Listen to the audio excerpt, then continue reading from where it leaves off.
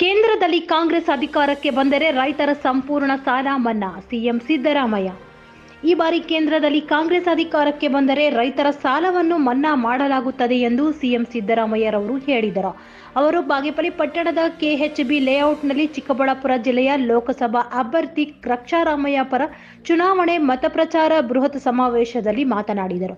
ಚಿಕ್ಕಬಳ್ಳಾಪುರ ಕ್ಷೇತ್ರದ ಕಾಂಗ್ರೆಸ್ ಅಭ್ಯರ್ಥಿಯಾದ ರಕ್ಷಾರಾಮಯ್ಯ ಪರವಾಗಿ ಚುನಾವಣಾ ಪ್ರಚಾರದ ವೇಳೆ ಮಾತನಾಡಿದ ಅವರು, ಕಾಂಗ್ರೆಸ್ ಅಭ್ಯರ್ಥಿಗೆ ಮತ ಹಾಕಿ ನಿಮ್ಮ ಬಾಯಿಗೆ ಸಕ್ಕರೆ ಹಾಕುತ್ತೇನೆ, 40,000 ಮತಗಳ ಲೀಡ್ ಕೊಡಿ, ಮತದಾರರ ಬಾಯಿಗೆ ಸಕ್ಕರೆ ಹಾಕುತ್ತೇನೆ, ಶಾಸಕ ಸುಬ್ಬಾರೆಡ್ಡಿಗೆ ಶಕ್ತಿ ಬರಬೇಕು ಅಂದರೆ ಕಾಂಗ್ರೆಸ್ಗೆ ಮತ ಹಾಕಿ ಎಂದು ಸಿಎಂ ಸಿದ್ದರಾಮಯ್ಯ ತಿಳಿಸಿದರು. ಕೇಂದ್ರದಲ್ಲಿ ಕಾಂಗ್ರೆಸ್ ಅಧಿಕಾರಕ್ಕೆ ಬಂದರೆ ರೈತರ ಸಾಲ ಮನ್ನಾ ಮಾಡಲಾಗುತ್ತದೆ. ರೈತರು ಎಷ್ಟೇ ಸಾಲ ಮಾಡಿದರೂ ಕೂಡ ಮನ್ನಾ ಮಾಡುತ್ತೇವೆ. ಭಾರತೀಯ ಜನತಾ ಪಕ್ಷ ಅನಿಲ್ ಅಂಬಾನಿ, ಗೌತಮ್ ಅದಾನಿ ಪರವಾಗಿದೆ. ಕಾಂಗ್ರೆಸ್ ಪಕ್ಷ ಮಾತ್ರ ದೇಶದ ಬಡವರು, ರೈತರ ಪರವಾಗಿದೆ ಎಂದು ಹೇಳಿದರು. ರಾಜ್ಯದ ಜನರಿಗೆ ನಾವು ಕೊಟ್ಟ ಮಾತಿನಂತೆ ನಡೆದುಕೊಂಡಿದ್ದೇವೆ. ರಾಜ್ಯದ ಜನರಿಗೆ ಕಾಂಗ್ರೆಸ್ ಮೇಲೆ ನಂಬಿಕೆ ಹೆಚ್ಚಾಗಿದೆ. ಈ ಬಾರಿ ಭರವಸೆ ಕೊಟ್ಟಂತೆ 5 ಗ್ಯಾರಂಟಿ ಯೋಜನೆಗಳನ್ನು ಜಾರಿಗೆ ಮಾಡಿದ್ದೇವೆ. ರಾಜ್ಯದ ಜನರು ಮತ್ತೊಮ್ಮೆ ನಮ್ಮ ಕೈ ಹಿಡಿಯುತ್ತಾರೆ ಎಂಬ ವಿಶ್ವಾಸವಿದೆ. ರಾಜ್ಯದಲ್ಲಿ ಮೋದಿ ಅಲೆ ಇಲ್ಲ, ಅವರು ಮ್ಯಾಜಿಕ್ ಮಾಡಲು ಆಗಲ್ಲ. ರಾಜ್ಯದ ಜನರಿಗೆ ಪ್ರಧಾನಿ ಮೋದಿ ಅವರ ಮೇಲೆ ವಿಶ್ವಾಸವಿಲ್ಲ ಎಂದರು. ನಮ್ಮ ಸರ್ಕಾರ ರಾಜ್ಯದಲ್ಲಿ ಮಹಿಳೆಯರಿಗೆ ತಿಂಗಳಿಗೆ 2,000 ರೂಪಾಯಿ ನೀಡುತ್ತಿದೆ. ಕೇಂದ್ರದಲ್ಲಿ ನಮ್ಮ ಸರ್ಕಾರ ಅಧಿಕಾರಕ್ಕೆ ಬಂದರೆ ಪ್ರತಿ ಅರ್ಹ ಕುಟುಂಬದ ಮಹಿಳೆಯರ ಅಕೌಂಟಿಗೆ ವರ್ಷಕ್ಕೆ 1 ಲಕ್ಷ ರೂಪಾಯಿ ಜಮೆ ಆಗುತ್ತದೆ. ರಾಜ್ಯ ಸರ್ಕಾರ ಕೊಡುವ ಪ್ರತಿ ತಿಂಗಳ 2,000 ರೂಪಾಯಿ ಕೂಡ ಇದಕ್ಕೆ ಸೇರಿ ವರ್ಷಕ್ಕೆ 1,24,000 ರೂಪಾಯಿ ಪ್ರತಿ ತಿಂಗಳು ಕುಟುಂಬಗಳ ಖಾತೆಗೆ ಬರುತ್ತದೆ ಎಂದು ಘೋಷಿಸಿದರು. ಈ ಸಂದರ್ಭದಲ್ಲಿ ಅಭ್ಯರ್ಥಿ ರಕ್ಷಾರಾಮಯ್ಯ, ಸೀತಾರಾಮಯ್ಯ, ಬಾಗೇಪಲ್ಲಿ ಶಾಸಕ ಎಸ್ಎನ್ ಸುಬ್ಬಾರೆಡ್ಡಿ, ಮಾಜಿ ಶಾಸಕ ಎನ್ ಸಂಪಂಗಿ, ಚಿಕ್ಕಬಳ್ಳಾಪುರ ಶಾಸಕ ಪ್ರದೀಪ್ ಈಶ್ವರ್, ಚಿಂತಾಮಣಿ ಶಾಸಕ ಎಂಸಿ ಸುಧಾಕರ್, ಸುದರ್ಶನ್, ಅಮರನಾಥ್ ರೆಡ್ಡಿ ಹಾಗೂ ಸಾವಿರಾರು ಕಾರ್ಯಕರ್ತರು ಹಾಜರಿದ್ದರು. Bureau report, Ramagopala Reddy, Bagepalli. ನೈತಿಕತೆ ಇಲ್ಲ, ನಮಗೆ ನೈತಿಕತೆ ಇದೆ. ಯಾಕಂತಂದ್ರೆ ಕಾಂಗ್ರೆಸ್ ಕೊಟ್ಟ ಮಾತಿನಂತೆ ನಡ್ಕೊಂಡಿದೆ. ಆ ಕಪ್ಪು ಹಣವನ್ನ ತಗೊಂಡು ಪ್ರತಿಯೊಬ್ಬರ ಅಕೌಂಟಿಗೆ 15 ಲಕ್ಷ ಇಡ್ತೇನೆ ಅಂತ ಹೇಳಿದ್ರು. ಇದು ನಾನು ಹೇಳಿದ ಮಾತಲ್ಲ, ನರೇಂದ್ರ ಮೋದಿ ಅವರು ಹೇಳಿದಂತ ಮಾತು.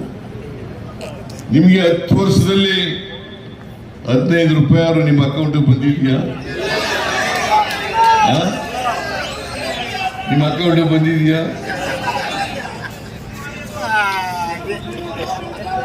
ನಿರುದ್ಯೋಗದ ಸಮಸ್ಯೆಯನ್ನು ಬಗೆಹರಿಸ್ತೀನಿ. ಅದಕ್ಕೋಸ್ಕರ ಈ ದೇಶದ ಯುವಕ ಯುವತಿಯರಿಗೆ ಉದ್ಯೋಗ ಕೊಡ್ಲಿಕ್ಕೋಸ್ಕರ ವರ್ಷಕ್ಕೆ 2 ಕೋಟಿ ಉದ್ಯೋಗಗಳನ್ನು ಸೃಷ್ಟಿ ಮಾಡ್ತೀನಿ ಅಂತ ಹೇಳಿದ್ರು. 10 ವರ್ಷ ಆಯ್ತು ನರೇಂದ್ರ ಮೋದಿಜಿ, ನೀವು 10 ಲಕ್ಷ ಉದ್ಯೋಗನೂ ಕೂಡ ಸೃಷ್ಟಿ ಮಾಡ್ಲಿಕ್ಕೆ ಸಾಧ್ಯ ಆಗಲಿಲ್ಲ. ಪಾಪ ನಿರುದ್ಯೋಗಿ ಯುವಕರು ಕೆಲಸ ಕೊಡಿ ಅಂತ ಕೇಳಿದ್ರೆ ಪಕೋಡ ಮಾರಕ್ ಹೋಗಿ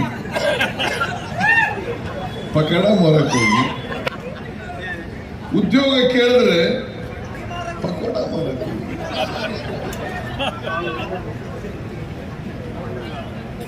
ಈ ರೀತಿ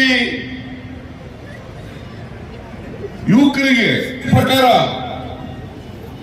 ರೈತರಿಗೆ ವ್ಯವಸಾಯಕ್ಕೆ ಎಷ್ಟು ಖರ್ಚಾಗುತ್ತೆ ಅದ್ರ ಮೇಲೆ 50% ಹೆಚ್ಚಾಗಿ ಕೊಡ್ತೀವಿ ಅಂತ ಹೇಳಿದ್ರು. ಅದನ್ನು ಕೊಡ್ಲಿಲ್ಲ, ಆದಾಯ ದುಪ್ಪಟ್ಟಾಗ್ಲಿಲ್ಲ. ನರೇಂದ್ರ ಮೋದಿಯವರು ಈ ರೀತಿಯಾಗಿ ಭರವಸೆ ಕೊಟ್ಟು 10 ವರ್ಷಗಳಾದ್ರೂ ಈಡೇರಿಸಲಿಲ್ಲ. ಅದಕ್ಕೆ ನಾನು ಕೇಳ್ತೀನಿ, ಯಾವ ಮುಖ ಹೊತ್ಕೊಂಡು ಹೋಗಿ ಓಟ್ಸ್ ಹತ್ರ ನೀವು ಓಟ್ ಕೊಡಿ ಅಂತ ಕೇಳ್ತೀರಿ ನರೇಂದ್ರ ಮೋದಿ ಅವರೇ? ನರೇಂದ್ರ ಮೋದಿ ಅವರಿಗೆ ಓಟಿನ ಸಂದರ್ಭದಲ್ಲಿ ಮಾತ್ರ ಬರಲಿಲ್ಲ, ಜನರ ಕಷ್ಟ ಸುಖ ಏನು ಅಂತ ಕೇಳಲಿಲ್ಲ. ಬಂದಿದ್ರ ಬರಗಾಲ ಬಂದಿದ್ರ ಬರಲಿಲ್ಲ. ಈಗ ಕರ್ನಾಟಕದ ಬಗ್ಗೆ ಏನ್ ಮೇಲಿನ ಮೇಲೆ ಬರ್ತಾರೆ ಓಟ್ಗೋಸ್ಕರ.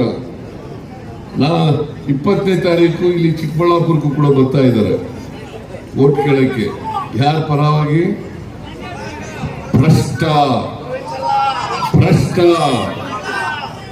ಭ್ರಷ್ಟ ಅಭ್ಯರ್ಥಿ ಪರವಾಗಿ ಓಟ್ ಕೇಳಕ್ ಬರ್ತಾ ಇದ್ದಾರೆ. ನಾನು ಅವ್ರ ಹೆಸರು ಹೇಳಕ್ಕೂ ನಾಚಿಕೆ ಆಗುತ್ತೆ ನನಗೆ. ಯಾಕಂತಂದ್ರೆ ಈ NDA ಅಭ್ಯರ್ಥಿ, ಬಿಜೆಪಿ ಅಭ್ಯರ್ಥಿ ಲಂಚ ಹೊಡೆದೇನು ಎಲ್ಲಿ ಲಂಚ ಬಿಡ್ಲಿಲ್ಲ ಅಂತಂದ್ರೆ ಕೊರೋನಾ ರೋಗ ಬಂದಿತ್ತು. ಕೊರೋನಾ ರೋಗ. ಇವರು ಹೆಲ್ತ್ ಮಿನಿಸ್ಟ್ರು